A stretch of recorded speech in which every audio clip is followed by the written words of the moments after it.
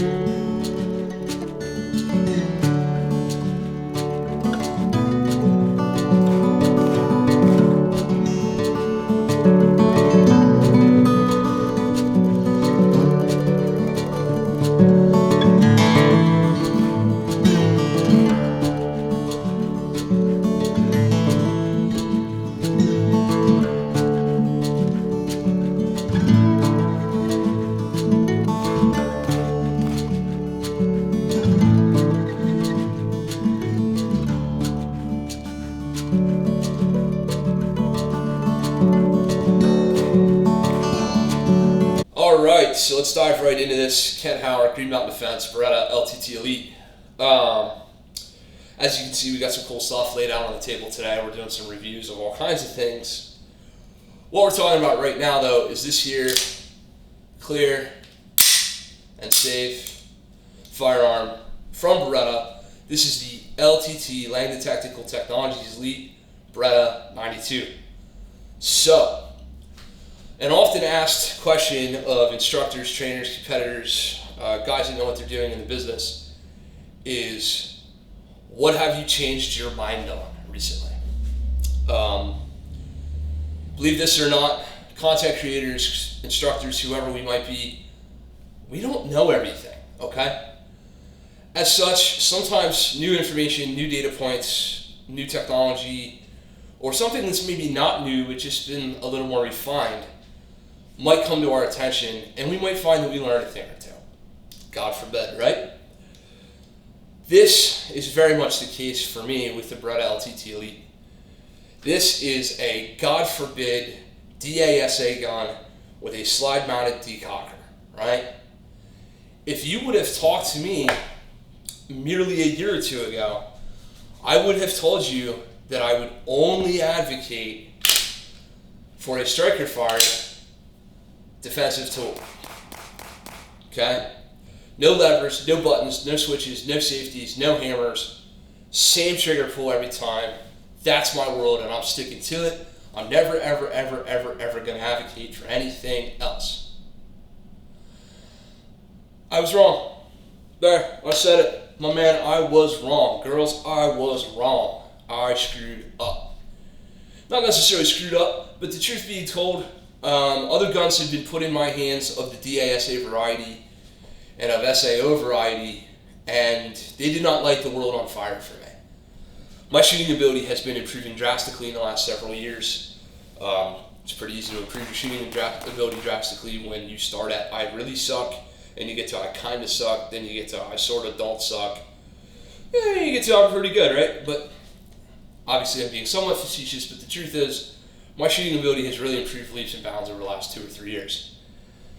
And I've done 99.99999% of my shooting on something like one of these here, plastic, fantastic. Clearing guns for all you internet Nazis.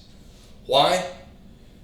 No levers, buttons, or switches to remember to make the thing go bang when you need it to go bang, and the same consistent trigger press every single time. Got it. There's validity to that. I don't necessarily disagree with it. Until I got my hands on an LTT Elite Beretta, and I installed the trigger job in a bag from Earnest Langdon at Langdon Tactical Technologies. What I have now is I have a DASA gun with a double action trigger pull that's in the 5 1/4 to 6 pound range, depending on whose gauge you pull it on, and a single action trigger pull that is ridiculously non-existent. I don't know, 1.5 pounds, maybe 2. 1911 trigger, if not better, and because of the new optimized performance trigger bar, the world's shortest reset, I swear to God, in a DASA pistol. So this gun has been modified and specified by Earnest in order to benefit the shooting population. Who is Ernest Langdon? If you don't know, Google him. If you're going to listen to advice from one shooting coach or another, and I'm the one guy and Earnest is the other guy, Ernest is Jesus, and I'm one of the disciples' buddies, okay? This dude has done it all. He's won every goddamn championship competition you can think of. He's got some law and mill background stuff. He's trained the best of the best, trained with the best of the best. Great dude.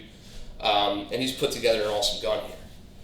I'm going to take you through what is different about this gun. Obviously, number one is the LTT trigger job. That's all internal. It's difficult to show.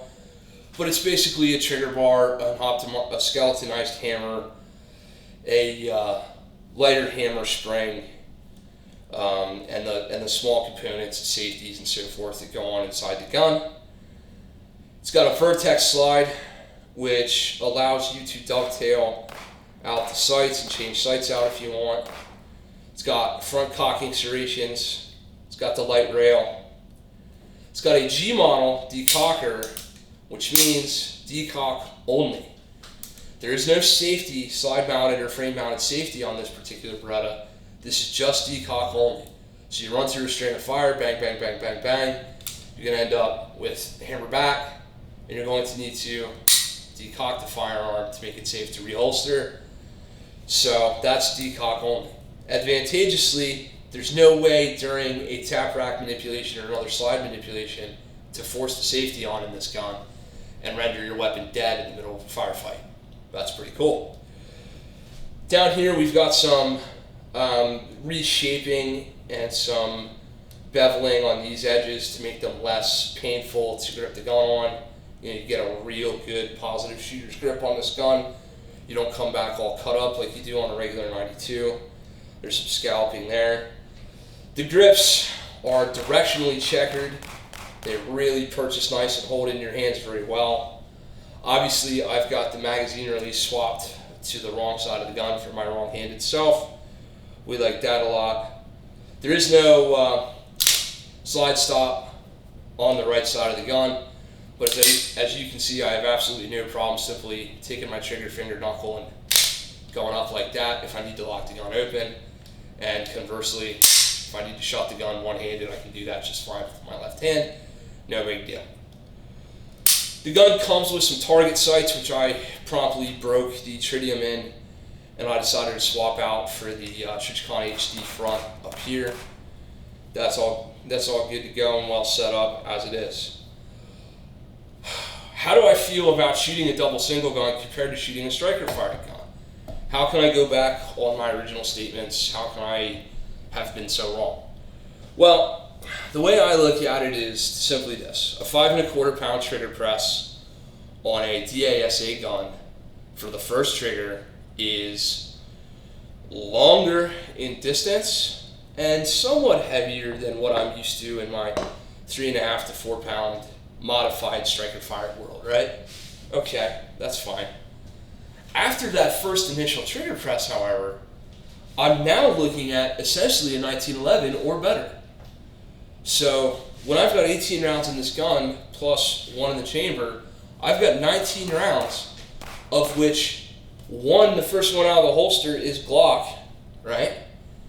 And the next 18 are 1911. So you shoot a Glock the first time, and the next 18 you shoot a 1911.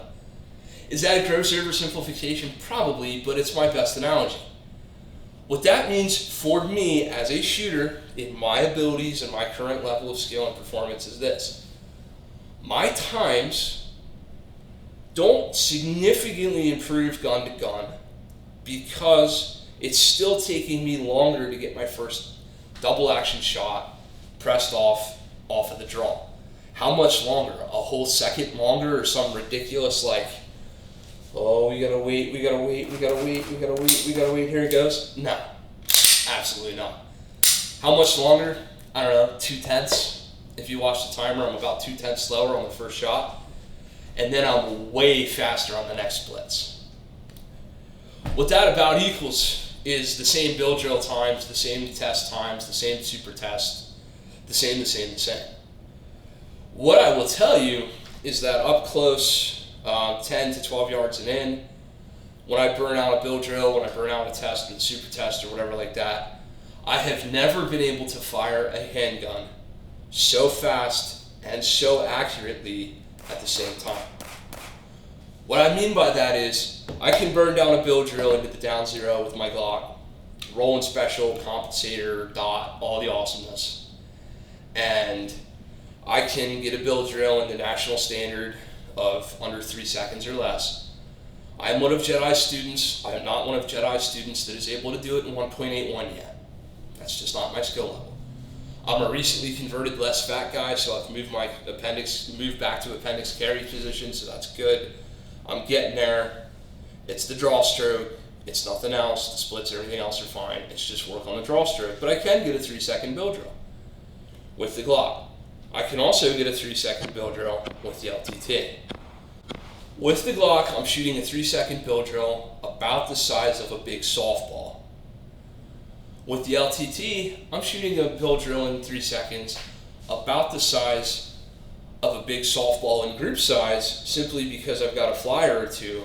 But boy, oh boy, am I drilling a bunch of little rounds with the LTT when I go into single action mode. It gets me more accuracy in single action. It's easier to shoot, and it's way easier to shoot fast. Recoil control-wise, there is absolutely no comparison. I don't know if it's the directional checkering. I don't know if it's the weight. I don't know if it's the slide characteristics. I don't know what about the gun makes it this way. But from the shooter's perspective, if you watch on camera, and you'll see in B-roll, and you can compare it to my other videos where I'm shooting Glocks, you don't see the gun flipping around in my hand much as it is. But I'm telling you right now, I am tracking recoil better on this LTT. Even better than a compensated Roland Awesome Sauce Glock. So, for what that's worth, recoil control-wise, you're all there. The next thing I have to say about the gun is a me problem. It is not an Earnest problem. It is not a Beretta 92 problem. It is honestly a problem I'm going to have with any non-red dot firearm that I try to employ. I have a vision condition called keratoconus, which changes the way my eyes perceive light. As such, iron-sighted guns are difficult for me to shoot simply because I get reflections and I get some obscurity with the sighting system. I have learned to shoot an iron sight gun very similar to the way to shoot a dot gun, which is to have a far-off target focus and allow the sighting reference system, whether it's this or it's just a dot, to become kind of secondary and shoot a flash sight picture and do pretty well. That said, with iron sights on the LTT Elite, once I get past the 10 to 12 yard mark and I start stepping back into the 15s and the 20s and the 25s, I am having difficulty shooting with the same level of precision that I am capable of with a dot gun. It is not about Glock versus LTT, it is simply about dot gun versus not dot gun. Currently, there is not a way, unless Earnest has something he hasn't come out with yet and told us about, to correctly, I'm going to say correctly because there's some caveats, mount a dot to the LTT, or to Beretta platforms in general for that matter. The PX4 excluded. They do that well. I'm actually going to try that out.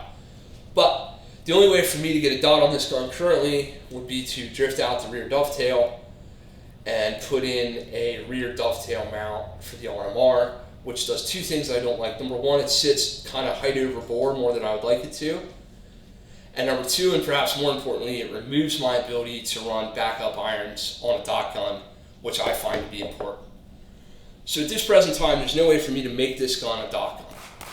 What I would tell you is that in optimal lighting position, in optimal lighting conditions for myself between the two guns, I am absolutely more accurate with the LTT all day.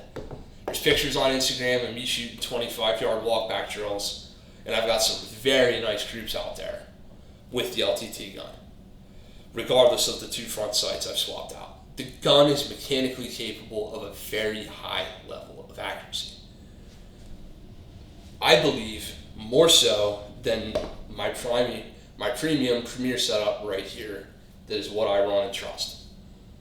What I will tell you right now is where I stand to film this, I've got about a 75-yard overlay out to my back porch, and I've got a shed out there. If there was a man-sized silhouette target at that shed at about 75 yards, and I had to guarantee high thoracic hits on that target with one of these two guns, for me, with my sighting system, I would have to pick up the dot gun to get that done. Could I hit the target with the LTT? Yeah, absolutely. With this light right now, because there's indoor and outdoor light and reflection and everything like that, when I press this gun up and go to make that shot, I'm getting an awful lot of light distortion around my sights, and I'm actually getting a bit of a shadow on my sights, so I'm getting like 1.5 front sights. So it's pretty obscured. With this gun, I can focus further, I can get on the dot and absolutely make that shot without much consideration or worry about where the round's going to go. So that's a me thing, that's not an LTT thing, that's not an Earnest thing, that's not a Beretta thing. That's my limitations of capabilities with iron sights versus a dot. It has very little to do with the system. I will tell you right now that if there was a way to get this correctly milled for a dot, I would probably switch. So let that be what it is. So let's talk reliability on the gun. I'm somewhere in the 1,500 to 2,000 round range. I've shot a match with the gun. I've shot some classes with the gun. I've shot some private lessons with the gun in the last bunch of months. Probably closer to 2K. I have had, what I will tell you is this system wants to be lubed correctly and wants to be cleaned more so than a Glock. Some of us Glock shooters get a little lackadaisical when it comes to maintenance. I've had intermittent reliability issues once on the range that were immediately solved with a proper cleaning. I had my tools out there, broke the gun apart, cleaned it, good to go. So I'm going to attribute that to the fact that I didn't have a clean gun, because it's never happened to me again. The gun shoots great regardless of the ammo you feed it. It likes the 147 HD stuff, it likes the 135, it likes the 115. Hollow points feed fine. Gold dots feed great, HSTs feed great, Hornady, critical duty, all that stuff feeds fine through the gun without an issue. Of note, I would say that I prefer the 18 round Mech-R magazines that you can buy on Gun Mag Warehouse right now for like $20. I ordered a bunch of them. I did not love the factory mags that came with the Beretta. The 18 rounders just, they give you more ammo, number one, and number two, they've got witness holes for every round, which makes it nice for a competition. I do shoot IDPA, so I have to have either 10 or 11 rounds of a specific mag. That's good to go. The gun, you can buy the base model gun for about $900 right now in September of 2019. Then you can order the trigger job in a bag for another $165. And then sights here, I've got another like 60 in. Or what I would actually recommend you do, and what I wish I had done from the start, is simply go to Langdon Tactical Technologies directly, buy the gun right from them, let them square away the trigger job, let them square away whatever sight package you want, get all your options right on the gun, done by them, done right in the first place. That way you don't have to get the gun in one configuration and then reconfigure it after the fact a little bit. What I will say does give me a slight advantage on this gun, however, is the fact that I shot this in its Beretta factory configuration before I got any trigger parts from Earnest, and that gun was still considerably better than any 92 I've ever attempted to run. So even from Beretta with the 8-pound DA and the 4-pound SA, this gun was still significantly better than any other 92 I've operated. I just picked up a 92X in the gun store the other day and compared it to, I had this gun on me in my Filster floodlight. Shout out Filster. Put a freaking X300 on your gun, get a floodlight, life is good. But I had this gun on me at the time, and I tried the trigger pull, both DA and SA, on this gun, on a factory LTT without any trigger upgrades, and on the 92X that obviously came from the factory. Hands down, it was 1, 2, 3. This gun was better than the LTT that hadn't been worked on, and the LTT that hadn't been worked on was considerably better than the 92X. That's my personal opinion, obviously, but after all, you clicked on this video to hear my opinion. We're going to allow you guys to see some B-roll footage throughout this. I'll probably overlay some of my talking points so you don't have to look at my ugly mug the whole time. But the gun's great. So this has been Ken Howard, Green Mountain Defense. Please remember to like, favorite, subscribe, and share. Thank you so much for all your support. Follow the Amazon affiliate links. Follow the affiliate link that takes you directly to my website where you can get the other affiliate links and things that YouTube won't let us do. www.Green Mountain Defense for all your firearms training needs here locally in the South Central PA region. Also doing a podcast called the Sling and Lead Podcast with my buddy TJ. Check us out Wednesday nights at 9:30. Sling and Lead Podcast at YouTube and iTunes as well as everywhere else. Awesome podcast information is served.